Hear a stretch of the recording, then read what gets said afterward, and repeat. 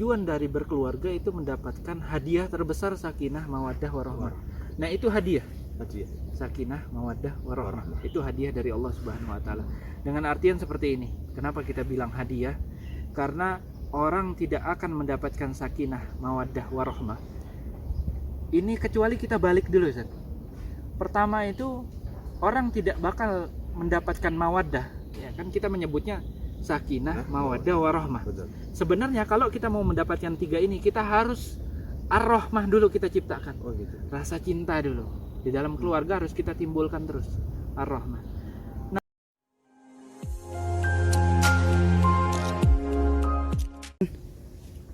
Assalamualaikum warahmatullahi wabarakatuh. Hamdan wa syukranillah, salatan wa salaman ala sayyidina wa habibina wa syafi'ina wa maulana Muhammad ibn Abdullah wa ala alihi wa sahbihi wa mawalah, la hawla wa la quwwata illa billah, amma ba'd. Ikhwani rahimakumullah, pada kesempatan pagi menjelang siang hari ini, kita bersyukur kepada Allah Subhanahu wa taala atas karunia, nikmat, rahmat, taufik dan hidayahnya, sehingga pada kesempatan pagi menjelang siang hari ini kita semua diberikan sehat walafiat zahiran wa batinan. Yang terpenting, yang tak kalah pentingnya adalah nikmat Islam, nikmat iman, yang sampai saat ini kita masih diberikan keimanan dan Islam dan iman oleh Allah Subhanahu wa taala. Salawat serta salam tentunya tak lupa semoga terlimpahkan ke junjungan Nabi besar Muhammad sallallahu alaihi wasallam yang senantiasa kita harapkan syafaatnya fi yaumil qiyamah. Amin Allahumma amin. Ikhwani rahimakumullah, pada kesempatan siang hari ini atau kali ini kita akan melakukan sekedar berbincang-bincang yang tentunya ada kaitannya dengan kehidupan kita dalam sehari-hari, ya. Dan pada siang hari ini kita tidak sendiri, ditemani masih bersama guru kita, beliau Al Habib Mustafa Al Muhdhar dari Kota Bogor. Monggo dipun sapa Habib. Assalamualaikum warahmatullahi wabarakatuh. Waalaikumsalam warahmatullahi wabarakatuh. Habib, ini kita mau tanya Habib, terkait dengan urusan keluarga, urusan rumah tangga, urusan berkehidupan dalam rumah tangga khususnya dan bermasyarakat pada umumnya. Bagaimana pandangan Habib? Seharusnya bagaimana atau orang berumah tangga atau berkeluarga itu menurut pandangan Islam? Monggo Habib. Ya. Masya Allah. Ahlan wa sahlan bikum. Bismillahirrahmanirrahim. Alhamdulillahirabbil alamin. Wassallallahu wasallam ala sayyidil mursalin sayyidina Muhammadin wa ala alihi washabihi ajmain. Mungkin pandangan Islam dalam memandang keluarga itu seperti apa seharusnya. Keluarga itu adalah satuan yang akan membentuk masyarakat, karena masyarakat awalnya ya dibentuk dari keluarga dibentuk dari individu. Nah, keluarga itu maksud tujuan dari keluarga itu mencapai maksud tertentu, maksud tertinggi apa? Di Al-Quran kan disebutkan nanti itu tujuan dari berkeluarga itu mendapatkan hadiah terbesar sakinah, mawaddah, warahmah. Nah, itu hadiah. Sakinah, mawaddah, warahmah. Itu hadiah dari Allah Subhanahu wa taala. Dengan artian seperti ini. Kenapa kita bilang hadiah? Karena orang tidak akan mendapatkan sakinah, mawaddah, warahmah ini kecuali kita balik dulu, Ustaz. Pertama itu orang tidak bakal mendapatkan mawaddah, ya kan kita menyebutnya sakinah, mawaddah, warahmah. Sebenarnya kalau kita mau mendapatkan tiga ini, kita harus ar-rahmah dulu kita ciptakan. Rasa cinta dulu. Di dalam keluarga harus kita timbulkan terus ar-rahmah. Nanti setelah sudah terciptanya makna rahmah di dalam keluarga kita, nanti bakal timbul namanya mawaddah. Mawaddah ini rasa cinta cuman di atas ar-rahmah. Nah, mawaddah. Setelah itu, apabila sudah matang, sudah mantep rasa cinta itu di dalam rumah tangga, itu bakal timbul ketenangan yang itu kita namakan apa? Sakinah. Makanya kalau dikatakan sakinah, mawaddah, warahmah itu bagus. Akan tetapi untuk mencapai atau mendapatkan tiga hadiah ini, kita harus berusaha mendapatkan ar-rahmah dulu. Setelah itu mawaddah, baru Allah kasih nanti yang namanya sakinah. Soalnya gini, kalau kita katakan ada orang yang rumah tangganya tenang-tenang aja, Mungkin gak sih orang rumah tangganya tenang, cuman terciptanya tidak ada rasa kasih sayang di dalam, yang nggak mungkin. Cuman kalau ada orang masih di dalam rumahnya itu ada kasih sayang, ada cinta di sana, cuman dia belum mendapatkan sakinah, ya berarti yang harus dikoreksi ar-rahmah dan mawaddahnya mungkin belum terpenuhi syaratnya. Seperti itu. Oleh karena itu di sini sangat penting peran pemimpin. Peran pemimpin. Maksudnya seorang ayah itu. Seorang ayah. Ya. Mungkin sebelumnya seperti ini, Ustaz. Iya. Keluarga ini kan suami istri ya. Mereka ini salah satu atau kedua dari mereka ini harus menjadi rujukan pertama dan terakhir bagi bagi lawannya. Misalkan seorang istri ini dia rujukan pertama dan terakhirnya, pundak pertama dan terakhirnya itu kepada seorang suami. Tatkala dia misalkan keluar rumah sudah tidak ada yang percaya sama dia, semua orang mencemooh dia, ya dia harus merujuk atau kembali ke pundak suaminya. Itu rumah itu dijadikan ketenangan bagi dia. Suami seperti itu juga tatkala di luar rumah capek kerja, di sana banyak masalah sama teman-teman atau teman kantor yang ada. Nah, ini rujukan pertama itu seharusnya seorang istri.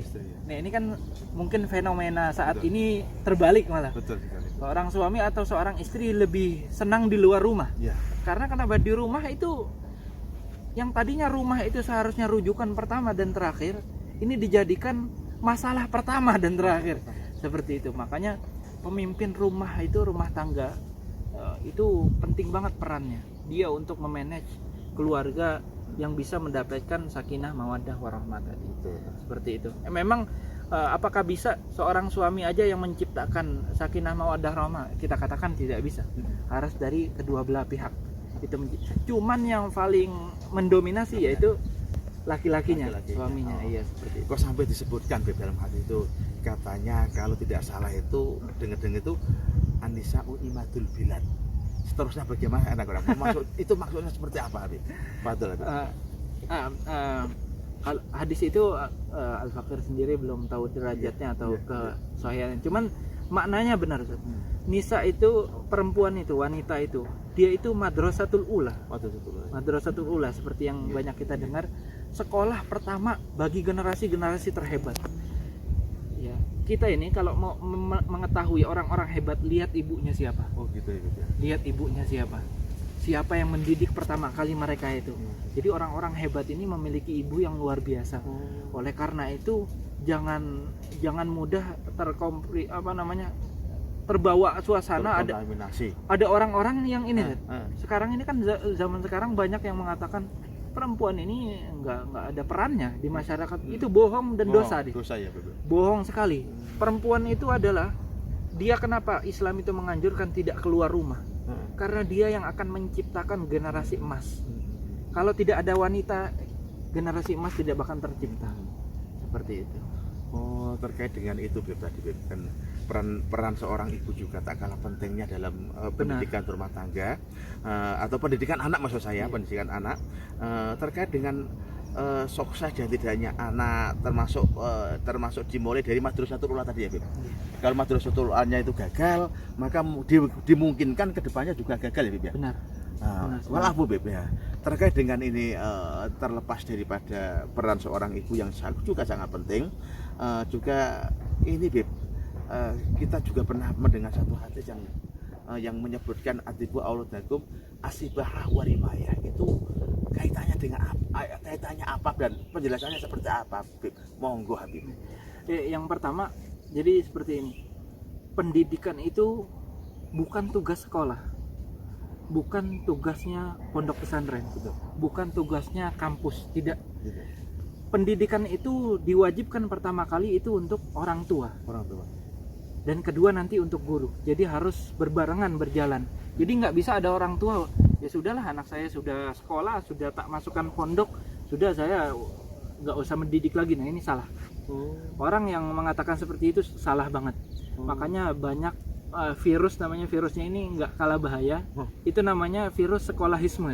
Apa itu? Sekolahisme ini seperti ini pemahamannya. Banyak orang tua yang tatkala memasukkan anaknya ke pondok atau ke sekolah, dia merasa angkat tangan untuk pendidikan anak. Basa Jawa ini col tangan ya. Col tangan. Col Wes tangan. udah tak masukkan ke sekolah, ke pondok ya wes, yang didik mereka. Nah ini salah. Salah itu. Dengan artian seperti ini. Kalau misalkan saya sudah masukkan ke pondok atau ke sekolah, berarti anak tersebut udah thalabul ilim. Padahal salah. Ada sekolah atau tidak adanya, ada pondok atau tidak ada pondok, thalabul ilim itu masih wajib. Dengan artian kebalikannya, pendidikan juga masih wajib. Sampean masukin anak sampean ke sekolah atau tidak, masukin ke pondok atau tidak, sampean mendidik itu hal kewajiban yang lain. Seperti itu. Nah, nyambung ke pertanyaan antum tadi. Itu ada hadis alimu auladakum asibaha wa rimaya. Itu hadis dikeluarkan oleh Al-Imam Baihaqi dalam kitab Syu'abul Iman dan Ibn Mandah. Cuman teksnya gini, alimu auladakum asibaha wa ramya. Waromnya sama sih maknanya. Maknanya sama. Terus perkataan Ibn Umar juga ada yang seperti ini, atau Umar bin Khattab. Nah, ajarkan anak-anak kalian ini memanah, ya kan, dan juga berenang.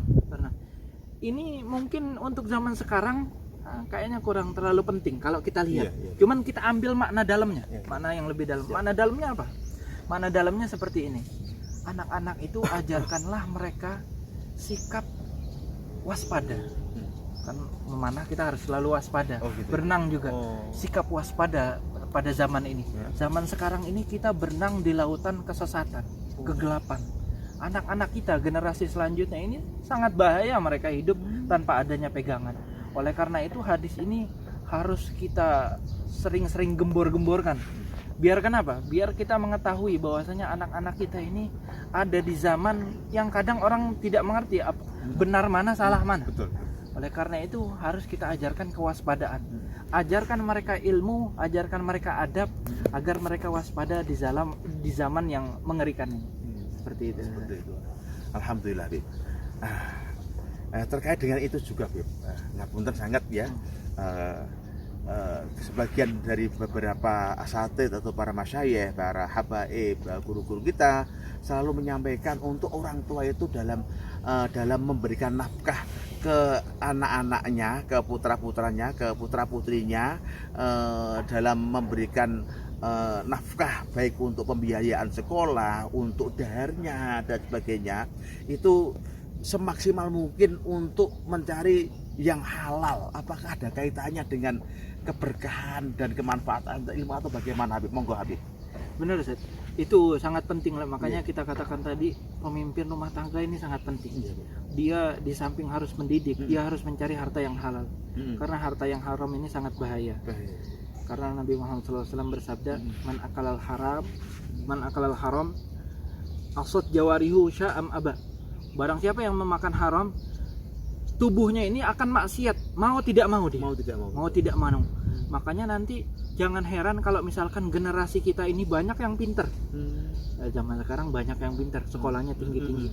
Cuman maaf ilmu mereka itu mubadir. Mubadir. Yang pinter itu banyak, cuman ilmunya mubadir dengan artian nggak terlalu manfaat. Contoh kecil misalnya, anak itu pinter tapi berani sama orang tua. Itu bahkan maaf Ustaz. Sekarang banyak yang hafal Quran. Cuman kurang ajar sama orang tua. Itu maaf Al-Quran bakal melaknat dia. Mereka banyak yang paham kitab fikih, ngaji kitab kuningnya pinter.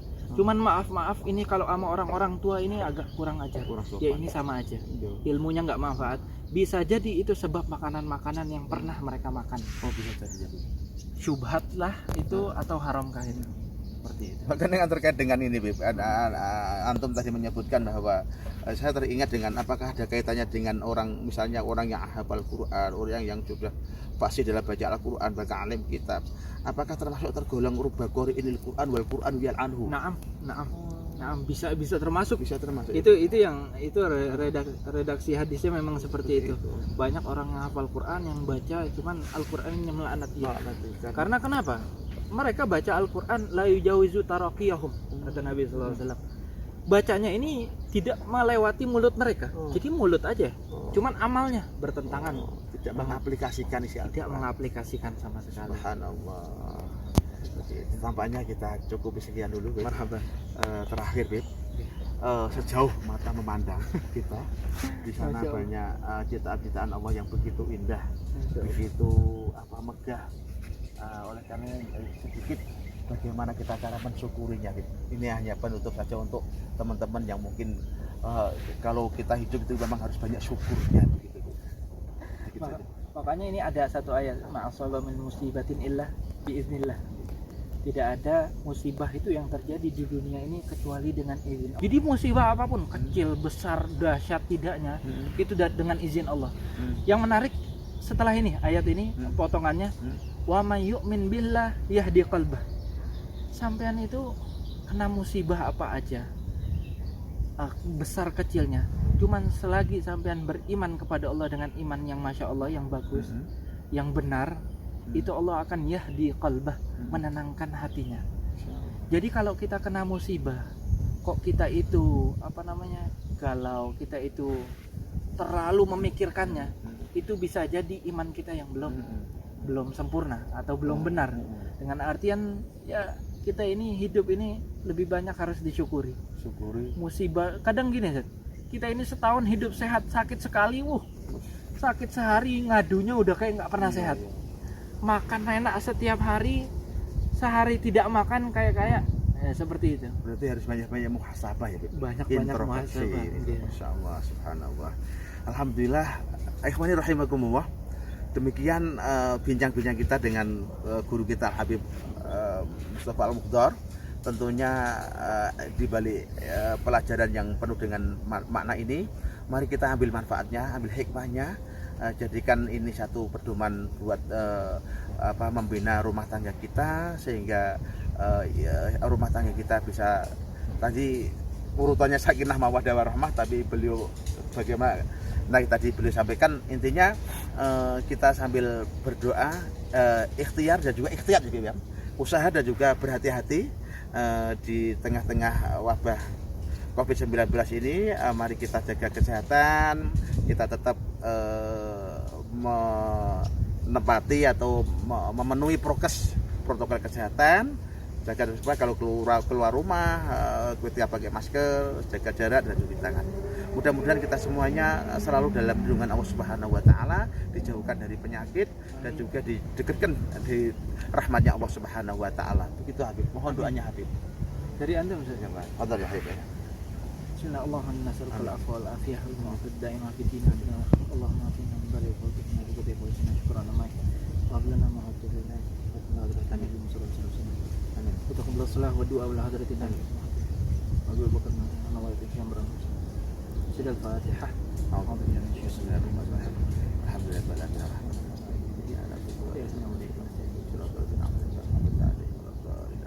Ikhwani rahimakumullah. Alhamdulillah, terima kasih Habib. Tentunya dalam bincang-bincang kita ini, para ikhwani rahimakumullah, jangan sampai lupa di channel YouTube kami Asuhan Beliau Habib Umar bin Ahmad Al-Mutahhar, yaitu El Mihrab TV Habib. El Mihrab TV ini kebanggaan kita semuanya. Pokoknya yoi Habib ya. Jangan lupa like, subscribe, like dan komennya, dan di share sebanyak-banyaknya. Insya Allah berkah, insya Allah lancar, berkah, manfaat, ekonomi gampang. Ila liqa, masalam Habib. Assalamualaikum warahmatullahi wabarakatuh.